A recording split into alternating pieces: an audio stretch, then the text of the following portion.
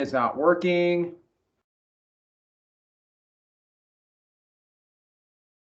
I gotta do it again. Just one sec. And recording, all's good. Okay, so a couple things in real fast.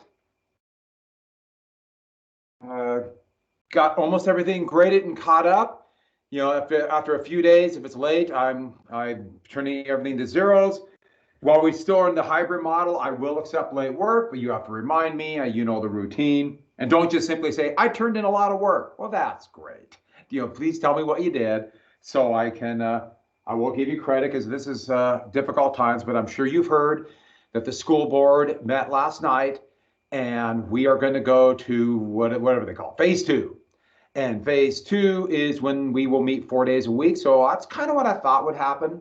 That's not going to happen until March 15th. So we still got about 4 weeks or so. And so it'll be 4 days, Monday, Tuesday, Thursday, Friday. Wednesday will be like today. And I don't know how long that will go. They can also change the date and move it up. It really depends on a lot of things.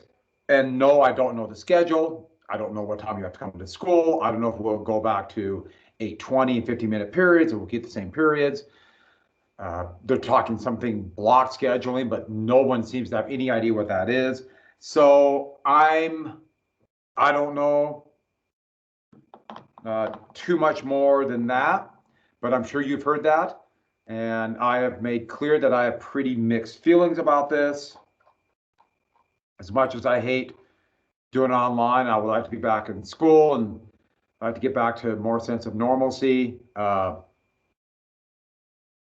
I'm worried about the new spread of the new virus, the new strain from the B117 from Britain that is so much more transmittable. And then there's a new one from South Africa that appears to be sweeping through Austria, and it's on the way through Central Europe. And since there's no travel restrictions, it will be here too. And that one is more dangerous.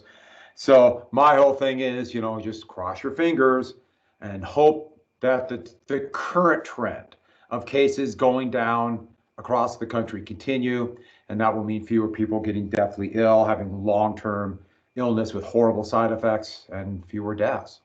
And so let's hope for the best. But that's where we're at right now. And just to let you know, as soon as that day happens, you know what I've been doing about accepting late work and all that will change, and I'll go back to my normal procedure of 1 day late, 30% off, 2 days late, 50% off, 3 days late, 0. And no extra credit if you don't have any work in. I mean, we'll go back to normal school. And because I won't be able to keep track of everything then after that. It's simply, I won't have enough time. All right, so with that, let's get to the class. I got through agrarian problems. It's up there on the board. So about price discrimination, deflation. And the whole thing is this constant idea of pressing down of debt. And farmers, you know, that got their little piece of land and that little bit of status, and that's going to be taken away. And don't forget, these are farmers, most of them are relatively independent. And so they don't want to become sharecroppers. They see how bad the sharecroppers have it, how difficult it is. So let's go ahead and get to, oops. Sorry.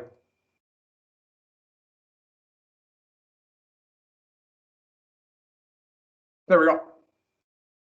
So I mentioned the grain yesterday in 2 periods. I got to do it real quick because 4th period we didn't quite get to it. But the Grange was a nonpartisan, meaning no political parties movement. I just added that, so we make sure we get that. They thought they could influence either party, and they passed they got states to pass laws that would regulate railroad rates, which railroads were furious about. And this was a big victory for farmers. But these are massive interstate companies. And so what they did is they began to transport, oh, almost forgot one thing. The court case Munn versus Illinois said states could regulate railroad rates, but intrastate, within their borders. So this set the precedent. Yes, railroad rates can be regulated. Doesn't mean they enforce, but they can regulate. But the Wabash Railroad case,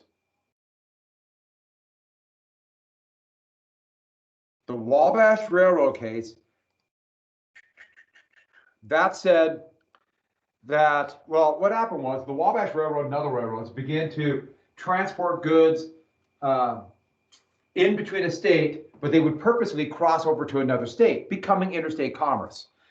And what the Wabash Railroad said was, this is interstate commerce. States can't regulate that. It threw out all the Granger laws.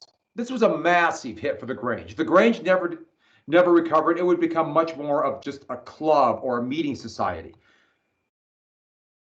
It did it again. I'm sorry. Let me know if it's not working. Only the federal government could regulate this. And this was a death blow to the Grange for political movement. There was a group called the Farmers Alliance that would try to do the same thing. It was much bigger in Montana, but that was not as big. And here's the key issue. Why is it doing this?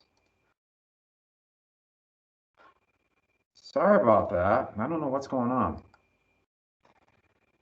Farmers felt ignored after this. And this is a key element. Remember what I said before, they did not feel as though they had representation. And so with that, part of the issue was both national parties, the Democrats and the Republicans, and remember, we're kind of stuck with a two-party state. Both national parties looked at the situation as they saw it through their very narrow interests. The Republican Party was more and more becoming the party of very big business, and so they looked towards their robber baron funders, and they were and a little bit of big farms in the plains, but for the most part, they ignored small farmers.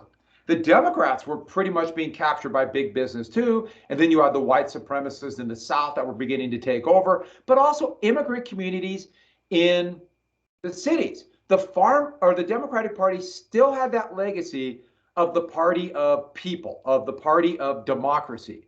So it had a lot of contradiction, part of the problem that the Democrats are going to have to this very day. And so getting to the political machines. The machines will be a political development that left farmers out. Urban areas were becoming incredibly overcrowded. There was very little city planning.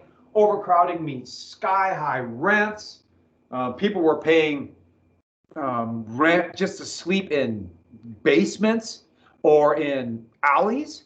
It was just chaos. And if you go to big cities, you could tell elements of this by how weird the streets are and don't seem to be well planned. That's the kind of way all cities were. If you go to Helena, how much different it is around Last Chance Gulch. And that's after a few different efforts of urban planning. It's just not very well planned. You have these weird disjointed sections and then areas that are laid out in a nice grid. What the political machines did is they filled the vacuum that cities did not provide for, public services. Basically, there was nothing, or very little, the cities provided, all the way from fire departments to sewers to care for people who could not work, care for the elderly, plumbing, you name it. I don't know why that plumbing was such a hard one to come up with. And all they asked in return for these services are the vote. Oh, maybe one more thing. But so it's the political machines that came in there and said, okay, we have all these poor coming in. We're going to build a sewer system. We're going to build a park. We're going to build public schools. We will provide garbage collection. We will make the fire department at least city run and not a scam to basically steal from people. Fire departments used to be like clubs or private businesses, and they would race each other to put out fires and then demand money in return or start them themselves. And they provided these services that did not exist in cities. All they asked for, vote for the machine. And so you remember what political party got you a little bit of a vote and then, or got you a little bit of services and then give them the vote. But then they also said, turn your back on graft. Graft is, and make sure you get this down. I've mentioned this before, but graft is literally stealing from the government. So government contracts, take a little bit back for yourself. I mentioned that before, called a kickback. The whole point would be to inflate government contracts and get rich. So the machines were a money-making operation. So yes, they provided public services. And yes, arguably did some good things that were not happening. But they also Give me a second here.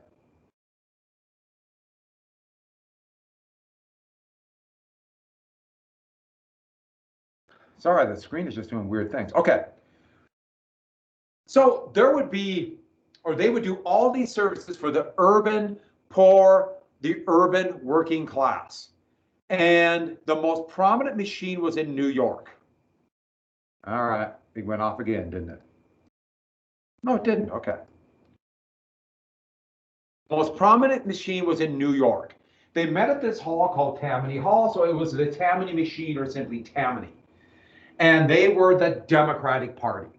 The Democratic Party ran that town. So Tammany would have people who would meet new immigrants literally off the boat. So if there were new immigrants from Ireland, they'd have somebody from Tammany, a Democratic official, but they were Irish, had the Irish accent, and the Irish brogue. And they would say, hey, we got a place for you to live. We're going to find friends for you. We'll help you out. Here's maybe a job. If there's bad economic times, they'll come over and bring food, maybe a little coal for heat. They'll provide these gifts. This is what we call retail politics. The Democratic Party in New York is providing you services, and just vote for us. And it is incredibly effective. Some people find this rather unsavory, and you'll hear the term pork or pork barrel. And that is where a politician will try to get programs for their area. It could be. It's also really good. This is not a bad thing, because the Democratic Party in New York got the votes every year. And since the Democratic Party were more the party of immigrants, they really became the party of machines. The leader of a political machine was called a boss. So boss William J. Tweed, right here, he's drawn in a cartoon, and there's the Tammany mob behind. And they would, some of the more elite would accuse him of stealing money and using the poor for their benefit. Yeah, there's an element of that. I mean, it's complex. I have very mixed feelings about machines, but boy, did they get out the vote. So you know, New York or Chicago, they're voting for Democrats, the Democratic Party. Like in Los Angeles, for a long time, it was more of a Republican machine and a few others. The most famous, after Tweed was arrested for embezzlement, the most famous would be his successor, boss William J. Plunkett. Did I say Plunkett? Plunkett. And Plunkett would talk about the money he was getting, the kickbacks he was getting after building things like schools, or this magnificent courthouse they built, that they overinflated the charges by about 1,000%. And he said, this is honest graft. We're stealing money, but it's for a good cause. So I think you might see the problems with machines, and that's why I have very mixed feelings about them. The state of Ohio was run by Marcus Hanna. And why I have an R there, I should have been more clear on that, but that's a Republican machine. Ohio, Republican. They ran that state. And you're going to have a number of presidents from Ohio that are all Republicans. Hanna would be the key. And so there's Republican machines too, but the Democratic machines were focused in these towns. But the problem would be for farmers, this is machines. These are cities, not them. In 1880, this really came to a head. This is right after right when the Granger laws were coming in. These issues were becoming clear. We just had a panic and limping out of it and not really out of it. And the Democratic Party seemed more sympathetic to farmers. And so they would nominate war hero. Oh, I kind of jumped the gun here. What about on the national level? On the national level. I skipped a couple slides because I have to skip a few things, and I forgot to say national level. That's one of the problems when you jump in. So the national level. They nominated Winfield Scott Hancock, who is in this kind of humorous cartoon, but this is very much an anti-Hancock cartoon. The Democrats have been portrayed as the party of treason, and so they try to put, they used a Union war hero who happened to be a Democrat. The Republicans were divided, and the issue the Republicans were divided about was patronage. Patronage is the giving of government jobs. The president, back then especially, could come into office and literally fire every government worker and replace them with their own people. Well, some of these government jobs, like the customs house, where they collect tariffs, or Indian agents, what they call those people who ran the reservations, they could get rich off of that. And government jobs became incredibly controversial. Remember Andrew Jackson, when he came in, he gave about a third of the government jobs to supporters, but they called it the spoil system. Now this is big money. And the Republicans had been in office since 1860, so they had a lot of people expecting government jobs. They called these two different groups here the stalwarts versus the half-breeds. Stalwarts were people who said, everything's fine. I love the system of giving government jobs to supporters. They give me a big contribution, I get them a job, they steal money, graft. Half-breeds were people who are saying, this kind of corruption has got to stop. And, okay, somebody must have an automatic starter outside my house because their car just started up and no one's in there. Or there's ghosts back. Hey, Five Below, you can do whatever they want. Well, half-breeds were people who said there needs to be some kind of reform.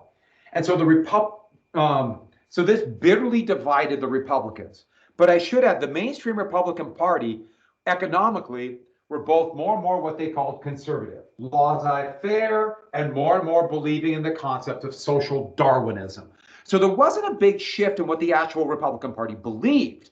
What the big issue was about government jobs. There were a few Republicans still in there that were not so social Darwinistic, but that's a story we'll get to when we get to the progressives. So the Republicans were divided, and that means that their convention was hung. Stalwarts were tied to the Credit Mobilier scandal, which I mentioned before. They couldn't pick a nominee. It went time after time. It went to a vote, and nobody had the majority until finally James Garfield, right here. He was a dark horse, representative from Ohio. And he was relatively a half-breed, but sympathetic to the stalwarts. He was a war hero. Being a dark horse, he wasn't tied to Credit Mobilier. He was seen as incorruptible. Garfield turned out to be the perfect candidate because he didn't have this reputation. But they needed stalwart support. So they picked a man who wasn't even a politician. The vice president was Chester Arthur. And that's Arthur in the little pack on his back right there. Arthur was a stalwart. He had the customs house in New York collecting tariffs, and he got rich. And so he was the classic example of the divide over corruption within the Republican Party. And the Democrats had their own corruption issues. I mean, what was going on in the South was shocking, but they could act like the Republicans were the corrupt one. This was a nasty campaign where the Democrats accused the Republicans of just corruption, they used the Grant administration as an example, botching the issue with American Indians. I mean, on and on. Nasty attack. But the Republicans accused the Democrats and Civil War hero, U.S. hero, Winfield Scott Hancock, of being a traitor. This was the bloody shirt. And they accused Democrats of being the party of treason. And remember, just by what happened in the South, the Democratic Party became the dominant party because Lincoln was a Republican and whites went to the Democrat for Jim Crow. And so here is the bloody shirt waving over the graveyard of Union soldiers. And here Garfield was uncomfortable attacking Hancock, but here his supporters are putting on the bloody shirt, so he attacks them for being traitors. And I know what you're thinking, that seems a little bit harsh. So let's get to this story from last year. I thought you should see this. A pig in Australia steals 18 beers from campers, get drunk by cow.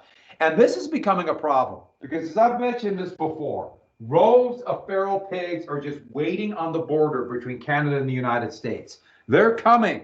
They're coming. Okay. Okay, I just thought that was hilarious. And my first thought was, I'm sure some of you, that's got to be Florida. Okay, so the election of 1880 Garfield would win election. And remember what I told you about the Solid South now? Look at that. That is shocking. Winfield Scott Hancock, Union war hero from Pennsylvania, swept the Southern vote, many of them pro-Confederate or former Confederates. It's amazing how political fortunes can turn. Garfield would win, but look how close the election was. We're only talking 10,000 votes different, but the Electoral College is the only thing that matters. Garfield was president, and almost immediately he is inundated with job seekers. And he's only president for a short time until a man by the name of Charles Guiteau, who was clearly mentally unstable.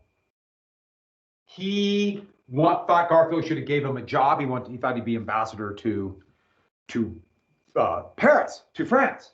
Garfield didn't even know who this guy was. He was some unemployed unemployed supporter from Cleveland who just showed up in the White House. In fact, knocked on the White House door and actually had an audience with Garfield. And Garfield said, never let that man in again.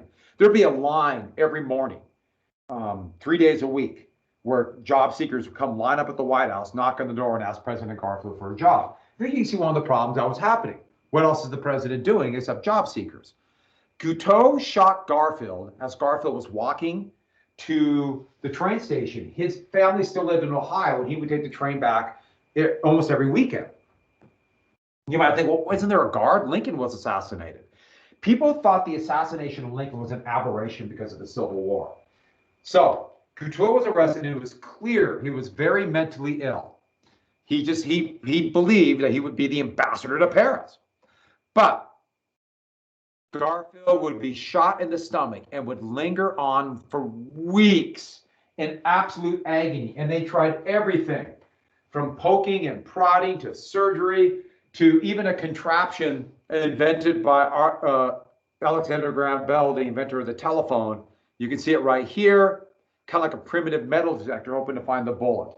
And all the poking and prodding eventually led to infection, and he died after 6 weeks of absolute misery. He might have lived if they would have left him alone. One of the great ironic twists about that. But now the new president is Chester Arthur. And Arthur, because of the whole issue of Guiteau, Arthur would now be forced to support, along with the other stalwarts, the Pendleton Act. And the Pendleton Act would create a professional civil service that could not be fired every time there's a new president. And there has to be some kind of qualifications, best known as a civil service exam. So if you know anybody who has a federal government job, they have to pass some kind of civil service exam. But their job is relatively safe. We have a similar version of the state government. Not quite the civil service exam, but most of the jobs are professional. So, for example, almost all federal jobs that existed right now, when President Trump lost re-election, most of the people kept their jobs, and they probably had it under Obama and probably had it under Bush. The other thing about Arthur was a stalwart, and yeah, he would have liked to have been president again, but there are too many skeletons in his closet. He was too closely tied to corruption. He did have an obsession with pants, and he would change pants 20 or 30 times a day. The story was he had well over 1,000 pairs of pants. He even got the pants of John Adams and had them kind of cut off because Arthur was a lot bigger, so he could wear John Adams pants. I find that odd too, but I know people who collect shoes, so I guess it's all equal. So in 1884, the election, I didn't want this all to pop up. Give me a sec.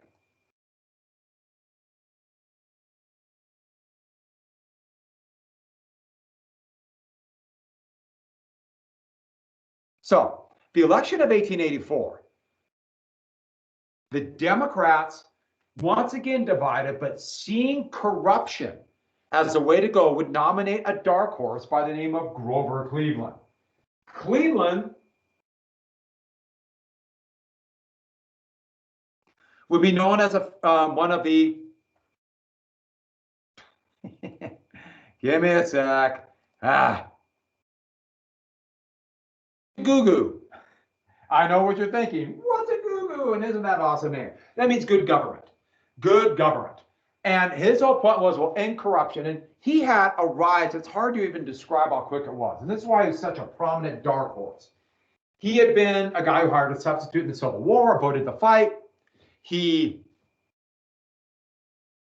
but would become the reformist governor of Buffalo, New York. And his fighting corruption and organized crime would lead him to become the mayor of New York. And from the mayor of New York to become president, all in less than 2 years. It is amazing how quickly he rose on the political scene. Grover Cleveland had an amazing growth. And that also shows the advantage of a dark horse. Nobody knew who he was except he's a reformer. People don't even know what they're reforming, but wow, a reformer, that's good. And the Republicans appeared so corrupt. And he promised to do something about railroad rates. Here is a railroad trust. Remember, that's synonymous with the monopolies. And he's going to do something about it in this very awkward, the common people. And he also said, we're going to cut tariffs. I should put no tariffs. I should have put down cut tariffs. He wasn't going to get rid of tariffs. He wanted to cut them. And this is what we call a free trader. The Republicans, in absolute disarray, would nominate James G. Blaine of Maine. But he was tied to the Credit Mobilier scandal. He was the Speaker of the House, one of the most powerful politicians with a very long record. So he could not run away from this. And he was, with Credit Mobilier, was tied to the big corporation. So the Democrats really appeared to, let's say, farmers as somebody who finally is going to stand up for them. And a lot of Democrats, a lot of Republicans were split over this. And they would end up voting for Democrats in the South, and they called them mugwumps. And the only reason I'm mentioning mugwumps is because it's an awesome name. Mugwumps. Sorry, I know I'm always clicking things. I need a producer. I need a director. I need a whole crew. But a mugwump. And a mugwump is somebody who's straddling the fence right now. You know, they're more Republican in some ways, but they're tired of the corruption. Or another way to look at it is their mug is on one side of the fence and their wump is on the other side. Mugwump. So with that, I did it again. Now you see all me. Yay. All right. Let me know if it's not working.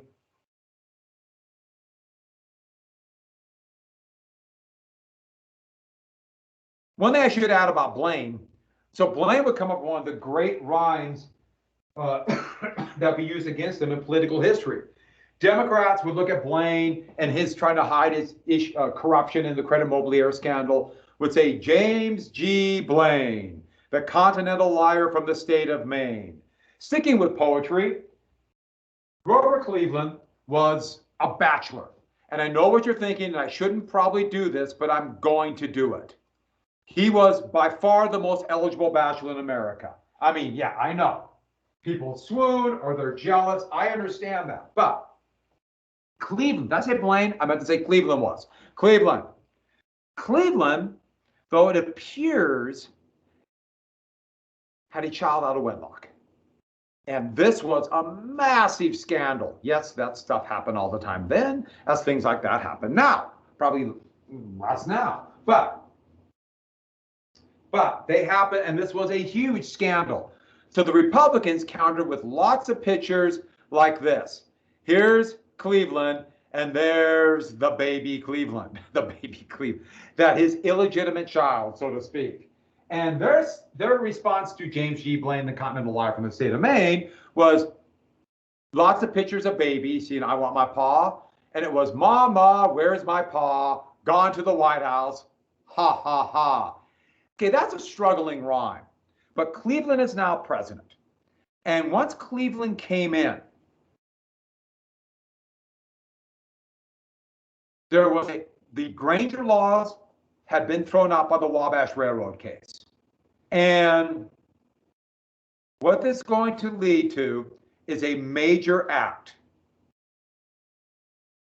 The Interstate Commerce Act.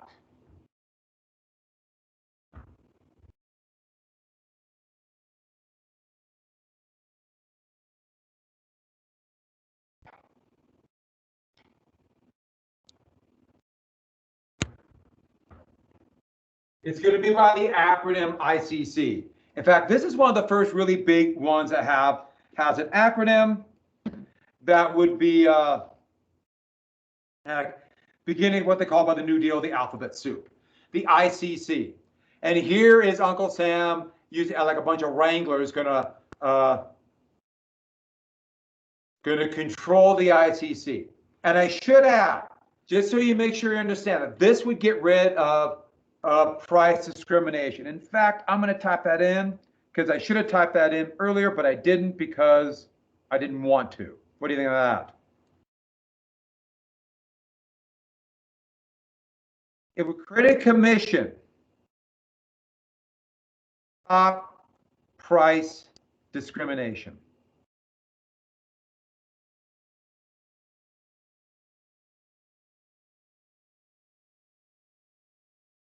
There we go.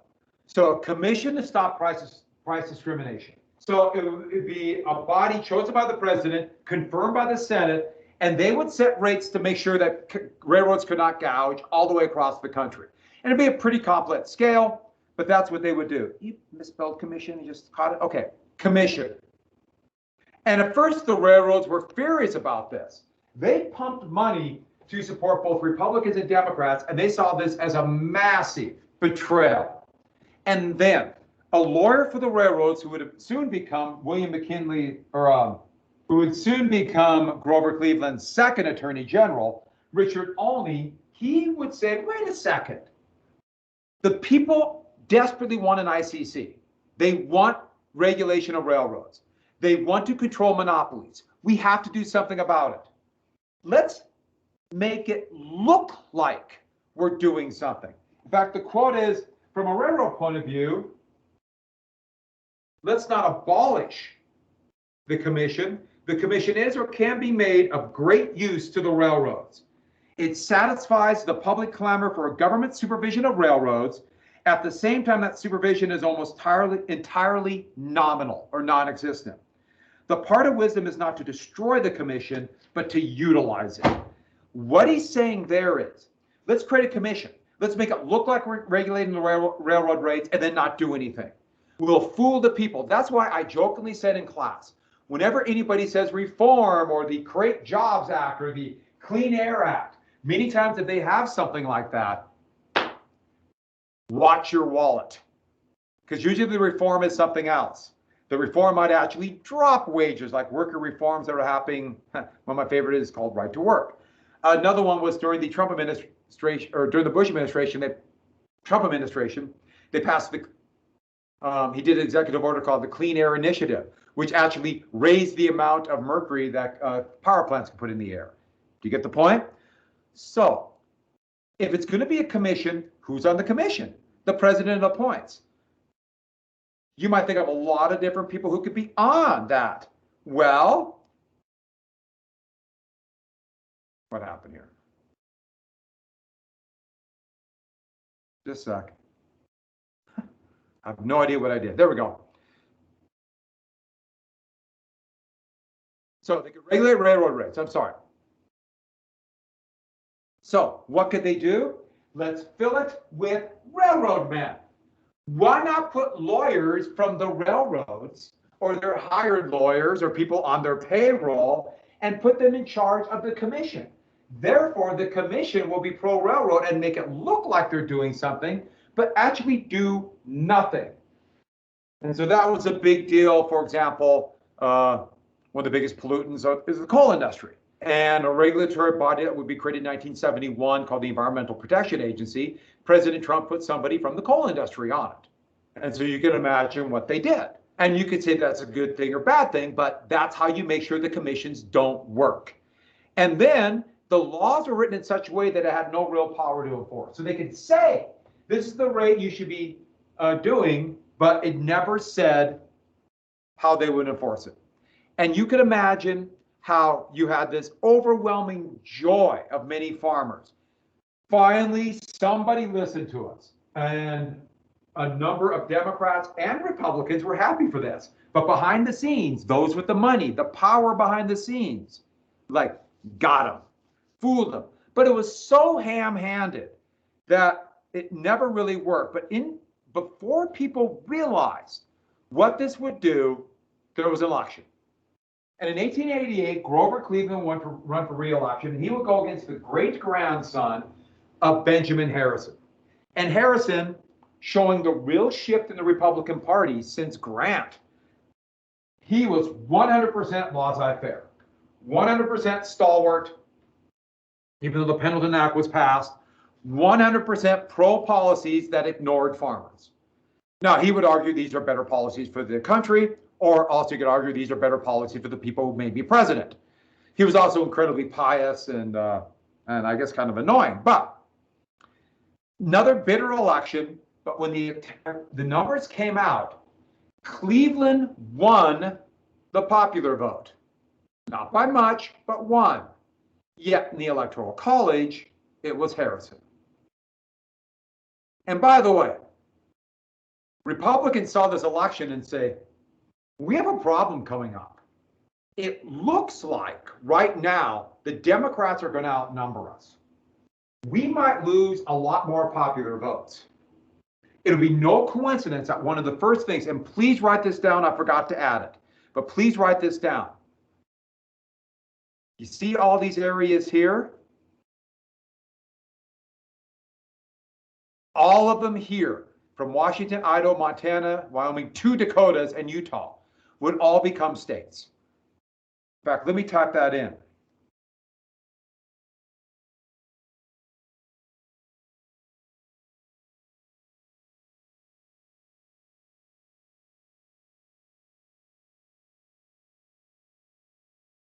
They created a bunch of Western states.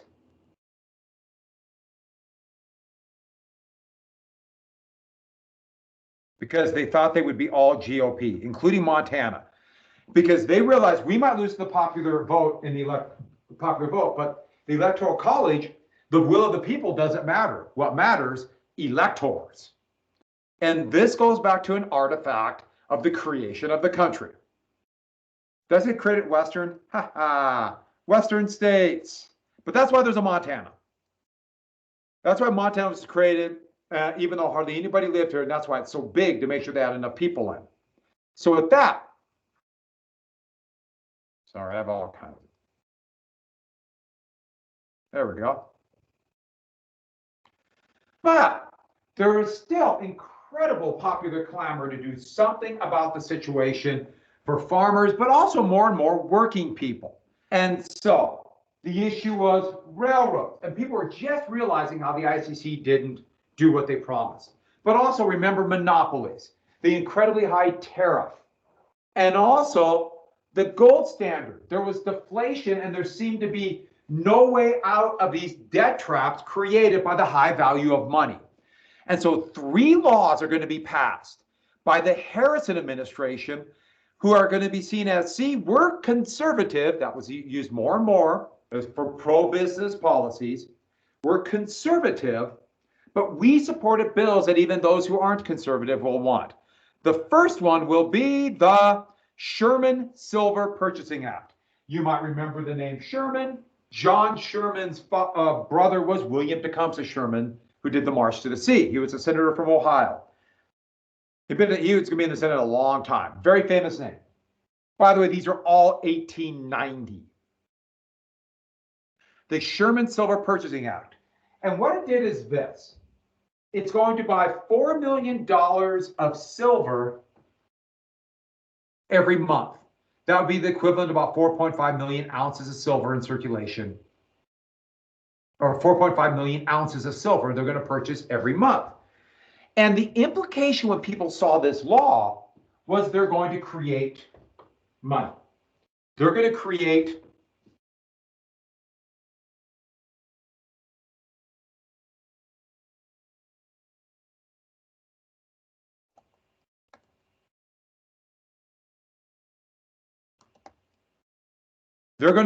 inflation. And I type that in. Oh, just a sec. God, so many buttons to push.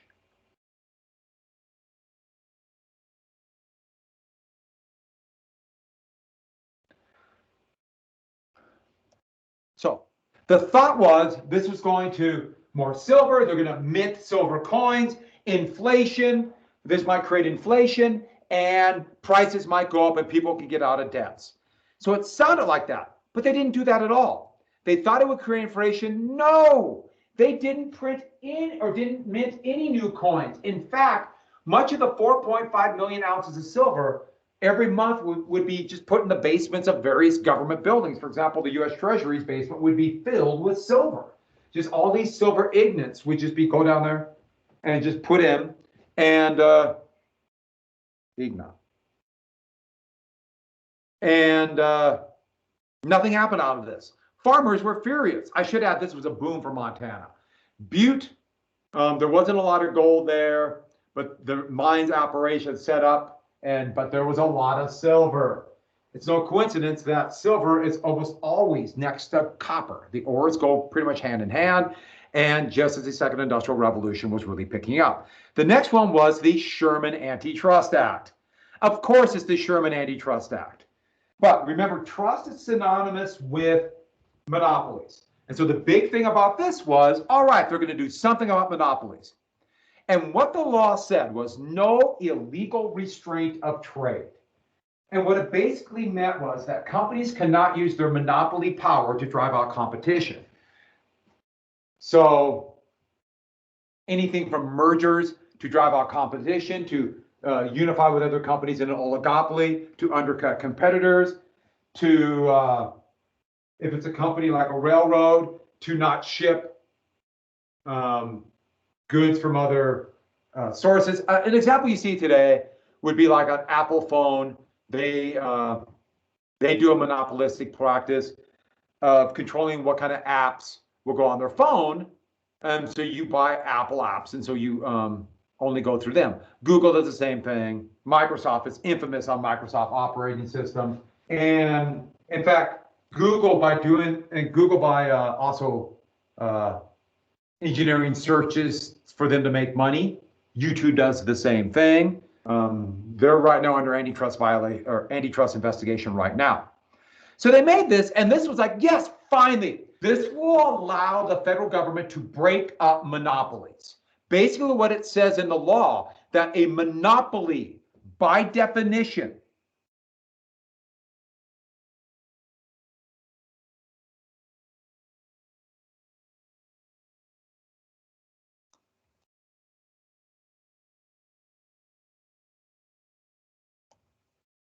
monopolies by definition equal a restraint of trade.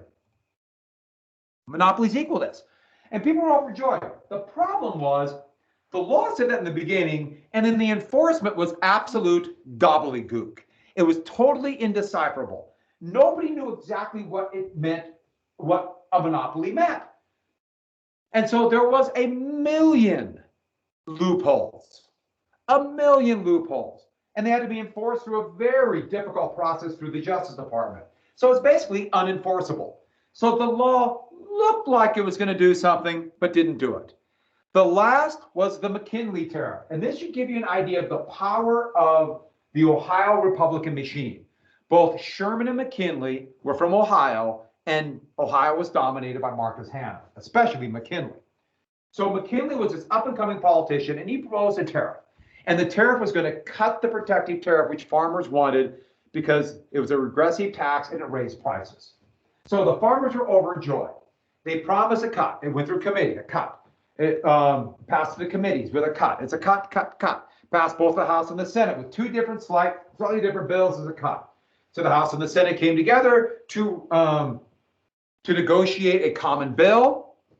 And just kidding, it actually raised the tariff. So they promised a cut, and they lied. The tariff went up. So we have three huge laws in the Harris administration and one big law for the Cleveland administration that did all of these things, promised all of these things, and did nothing. The ICC, the Sherman Silver Purchasing Act, the Sherman Antitrust Act, or SATA, which is still the law of the land today, and the McKinley tariff. I should add, this did cause a little bit of inflation. If you spend $4 million a month on silver, that does pump money into the economy. You know, that's why the COVID relief bill that some people just desperately need, but of just giving people money, it pumps money into the economy because most people will spend it right away. That will help restaurants and that sort of thing. Okay, so out of this, a brand new political party, last thing for today. They're going to call themselves the People's Party. And this is going to mock them because it's a patchwork of all these other parties and groups that were around to create one party. But soon everybody called them the Populists. And the populist basically means that it represents average people. It represents average people. So this is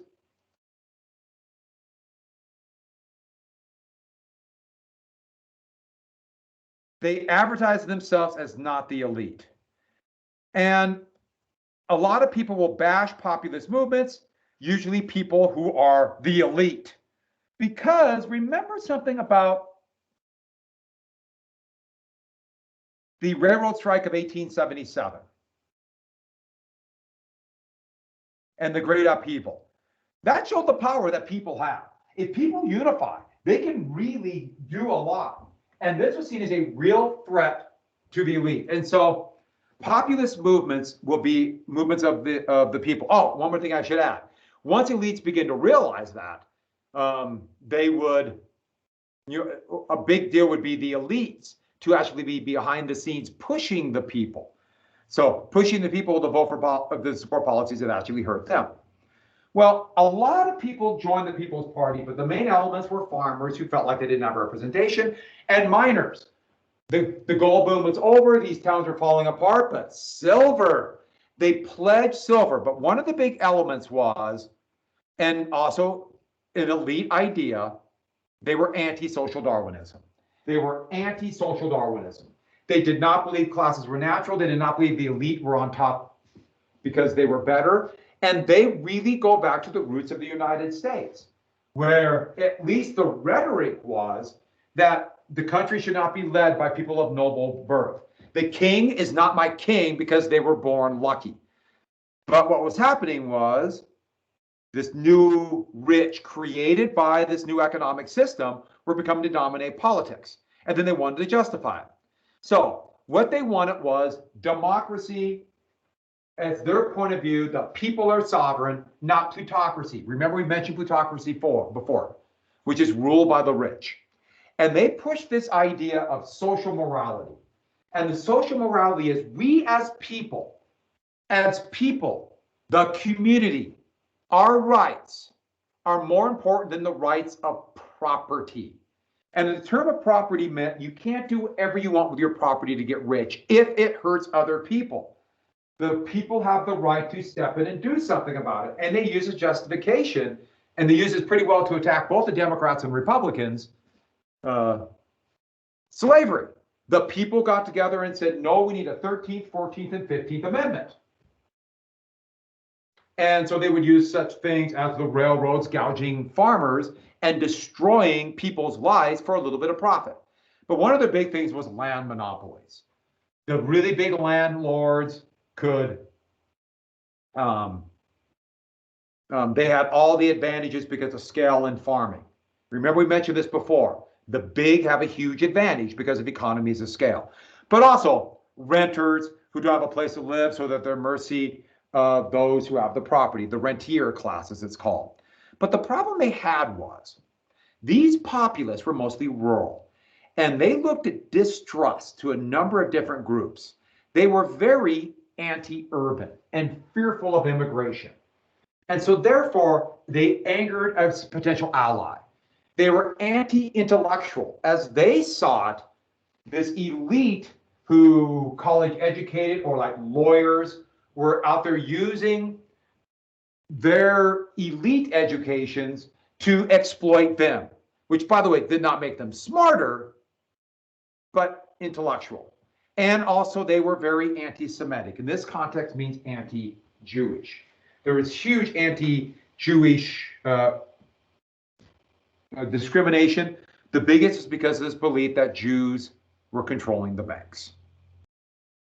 So I think you might see one of the problems with the populists. They were so desperate to be against the elite that they would become also a party of a lot of resentment. And this is one of the problems with populists. It could be very radical and push for almost socialism, or at the same time be very radical and push for authoritarianism. it sometimes can be swayed either way. And they would form the political movement that would impact the state. So we're finishing a little bit of this tomorrow. And then, what am I trying to say? Oh, and then imperialism. And I'll put this up as an assignment. If there's any questions, please let me know. Remember registration. You have to have that watched. I'll give you credit, just a picture of something. I'll give you credit. It's my little gift for you, but also makes you watch it. And don't forget, we have a lot of great electives at Capitol High. Yes, I have to push social studies because I teach 2 of the electives, and I want to make sure those keep going. But some of you might really like those classes. But the other thing is, there's a lot of great electives in other classes. Take advantage of this. It won't happen again, and hopefully we'll have relatively normal school next year. All right, check your post for tomorrow. I will see you later.